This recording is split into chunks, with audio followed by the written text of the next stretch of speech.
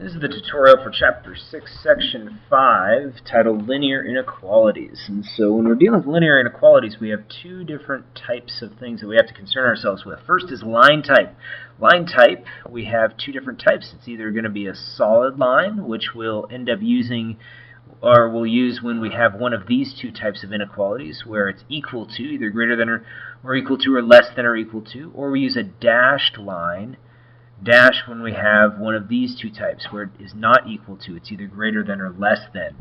Shading represents where the solutions are. So the solutions are not just on a line anymore. They're going to either be above the line, and we'll know they'll be above the line when y is greater than or equal to, or below the line when y is less than or equal to. And that makes sense because when y is less values are below, greater values are above. But we could also shade left and right, and so we could shade left if x is less than or equal to. So less than or equal to or less than. We shade left because the x values are smaller to the left. Right is when x is greater than or equal to or greater than. So let's take a look at some of our problems here. So 3x minus y greater than or equal to 6. I'm going to use the xy intercept method here. And this is why we were taught two methods to solve or to graph, because sometimes one is easier or faster than the other. So here x is greater than or equal to 2, and we have y is less than or equal to negative 6. I switch the inequality sign when I multiply or divide by the negative. So I go ahead and plot some points. I've got x at 2, y at negative 6. I got to go below the line a little bit. Draw the line. It's a solid line going through these points. And now let's take a look at where solutions are. So we've got two different, well, first of all, let's go ahead and figure out which way to shade. So we know we have a solid line because it's equal to. What that means is these points on the line make true solutions. So to figure out the direction we shade, we look at x is greater than or equal to 2. That means off to the right. Y is less than or equal to. Less than or equal to means down below. So you can see that we're going to shade on this side of the line. So I didn't have to look at both. I could have just looked at one, either the x's or the y's, and either one would tell me the direction to shade, because they're always going to say the same thing, either below or to the left, above or to the right, that sort of thing. So we can show how that works by taking a look at some points. Let's pick a point here. Pick this point at 5, 0, and I can plug it into the equation, and this is what I'd have. 3 times 5 minus 0 is greater than or equal to 6. See, I get a true statement. 15 is greater than or equal to 6. So that is true. That's why I shaded on this side of the line, because the shading represents true solutions. You can see why we used a solid line, because if I go ahead and pick this point here on the line, I would end up with, that point being 2, 0, I would end up with this. When I substitute in, I'd have 3 times by 2 minus 0, and that is greater than or equal to 6. You see, that would make 6. 3 times 2 minus 0 is 6, and it is greater than or equal to. So you can see why when it's equal to, that forces us to make points on the line as solutions as well. That's why we use that solid line. But I could pick one that's not solutions. Let me change the color here, and let's pick this value right here, 0, 0. And so when I pick that, 0 times by 3, and then minus 0, that is not greater than or equal to 0. 0 is not greater than or equal to 0. I get a false statement, where you can see how the other two were true statements. And so the reason why I don't shade on this side is because it's not true. It comes up with false solutions. So that's the meaning of the shading and the line type there. So let's take a look at some other ones. So in this one, I would try to get y by itself, because it's not really easy or conducive to get y by itself, or y to find the y-intercept necessarily. So I'll go ahead and add the 3 to all sides. I've got 3 plus x over 4 is less than 4y. So tough problem here. I'm going to multiply by the reciprocal. And when I do that, I've got 3/4, and then I've got over here plus x over 16 is less than y. So to graph this, I'm going to use some different values here. My intervals are going to go by a quarter. So I'm going to call this one half. This would be 1, and I'll do the same thing going across. So this would be like a half, and this would be 1 right here. So going up 3/4 would put me right here. And then going up 1 over 16, well, if I go up a quarter space, I go over 4/4, which would be 1, and that's where the next point would be. This is going to be a dashed line here, and when I figure out the shading, I'll just look at the y. Y is greater than. Greater means above. Remember, either the x or the y would tell me. Since I have y by itself, it was just as easy to use that. So those would be my solutions above that line. So let's take a look at the next one. I would probably use xy intercepts again. Negative 4x is less than negative 3, and then I've got 5y is less than negative 3. So when I divide by the negative 4, I get a fraction. X is, I've got to switch that inequality sign since I divided by the negative, and I've got x is greater than 3/4. Over on the other side, divide by 5, and I've got myself another fraction. Y is less than negative 3/5. And so I plot these points over 3/4 and then down 3/5. And I've got 2 points. I can go ahead and draw the line. It's a dashed line going through those values. So let's go ahead and fix that real quick. Make it a little bit neater. And there it is. There's my line.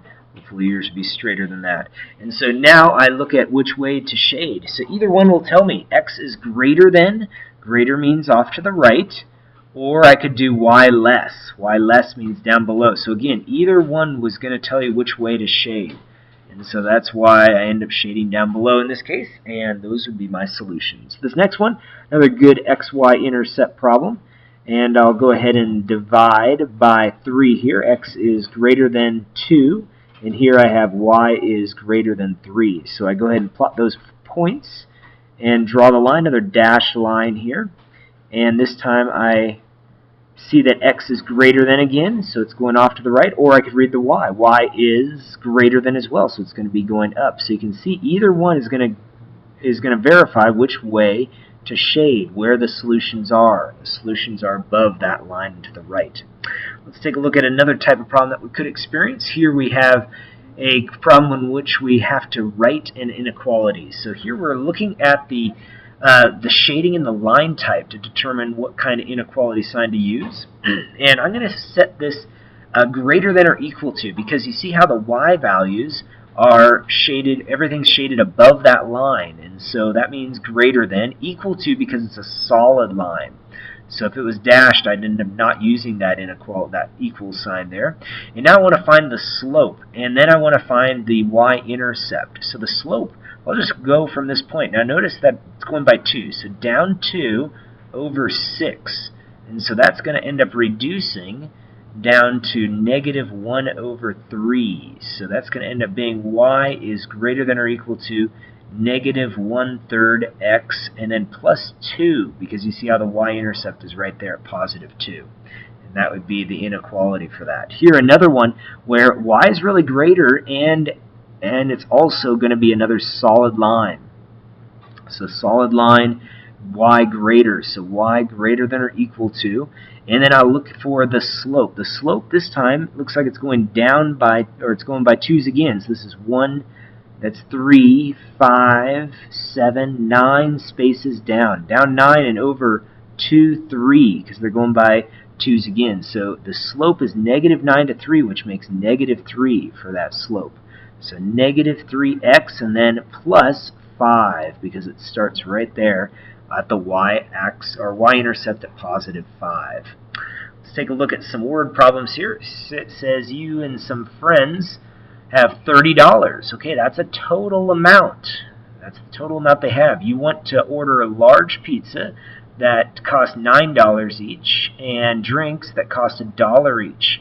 And so let's do that. Let's call P the pizzas, the number of pizzas, and that's $9 per pizza, plus $1 for every drink, so 1 times D. And that needs to be less than or equal to 30. Less than or equal to because we have $30. That's all we have. We don't have any more. So if we end up spending more, we wouldn't be able to pay the bill. So that is the equation. Let's go ahead and graph it. So I'm going to find out what the y-intercepts are, since it's kind of set up for that. And so in this case, I've got a p-intercept. So when I go ahead and do that division, I see that goes in 3 1/3 times.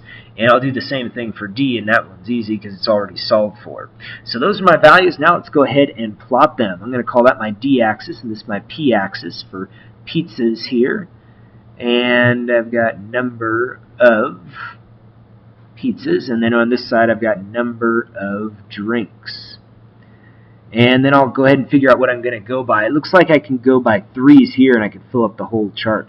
So if I go 3, this would be 6, this would be 12, 18, 24, and 30. And so I've got a point there at 30. That's if I buy only drinks, no pizzas. And then here, maybe I could go by a third. I could go by a third. There would be 1.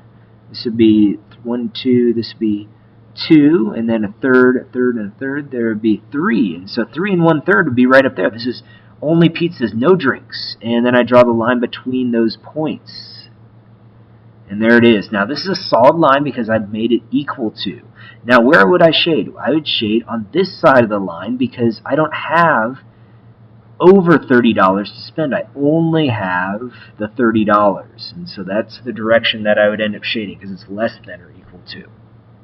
And so that would be our answer for that. Let's take a look at our next one. It says tickets to a play cost $5 at the door and $4 in advance. Those are our two unknowns. Let's call this D equals number at door, number sold at door. How about that? Number sold at door. And then we'll say A right here equals the number sold in advance. And so from this point it says the theater company wants to raise at least. Okay, at least is one of those inequalities that means greater than or equal to. So we've got our situation. We could set up 5D, so $5 times the number of tickets sold at the door, plus $4 times the number of tickets sold in advance is greater than or equal to 400 is what we want. And so now we've written the inequality. Let's go ahead and graph it. And so when I graph it, I'm going to call, how about this my D axis and this my A axis. Oops, looks like too much like a D. Let's change that. This is my A axis. So this is number sold in advance. And then right over here, this would be the number sold at door. And so let's go ahead and come up with some variables, or let's figure out how far out we should go. So 5D greater than or equal to 400. So when I divide by 5, that's going to end up giving me 80. So I need to be able to go out 80 spaces. So I'm just going to go by tens. So this is 20. This would be 30, 40, 50, 60, 70, 80. So that would be the point there at the number of tickets sold at the door, $5 there. And we could end up having, and then let's see here, we have 4A greater than or equal to 400. So when I do the division, I end up getting 100. So I'm going to go by tens again. So this is 20, 40, 60, 80, 100, and that's going to be the point there, and I'll draw the line between those points. So that's what my line looks like. Again, if you had a ruler, you may nice and straight and be able to read off points a little bit easier, and that's what we have to do with this problem. Now, we want to make something greater than or equal to, so we're going to shade above. Any of these points above would represent good points for our solution or possible solutions. So now they say if the club sells 40 tickets in advance, how many do they need to sell at the door to reach their goal? Okay, so 40 tickets in advance. This is our advanced side right here. 40 is right here. What we could do is go straight over to the line and then down, and that would tell us what that should be. Now, again, I didn't do a really good job drawing that line. It should be over just a little bit. That looks a little better. And then it would come down. So it's going to be somewhere around here, between 40 and 50, maybe a little closer to 50. So, but I'm not sure exactly where. So let's go ahead and solve for that. So what I would do is I would go ahead and substitute the 40 tickets in advance in for A and find out what I should have. So I go ahead and do some work there. 5D plus 160. And then I need to subtract that 160 from both sides, and I have to have this, 5D greater than or equal to 240. And so when I do that division, let's see, 5 goes into 24, it goes in there 4 times, and that leaves us with 4 left over. Into 40 it goes 8 times, so 48. So we knew it would be in between 40 and 50, a little closer to 50, and so the number of tickets at the door needs to be greater than or equal to 48. So 48 or more is what we end up wanting to sell, and that's what this shows us. So at this point, or greater than that as well. So those are types of problems that you're going to end up seeing on tonight's assignment. Good luck.